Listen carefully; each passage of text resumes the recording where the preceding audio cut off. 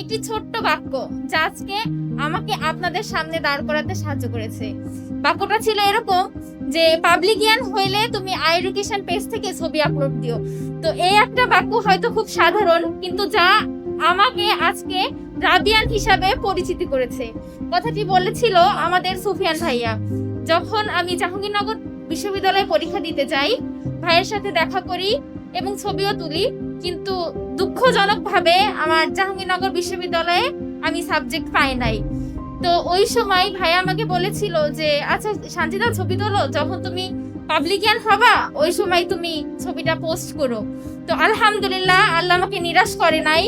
যেদিন আমি রাজশাহী বিশ্ববিদ্যালয়ের ওরিয়েন্টেশন প্রোগ্রাম শেষ করি 17 আগস্ট, ওই দিন আমি পাবলিকিয়ান হিসাবে আই এডুকেশন পেজ থেকে আমার ছবি পোস্ট করি ভাইয়াদের সাথে।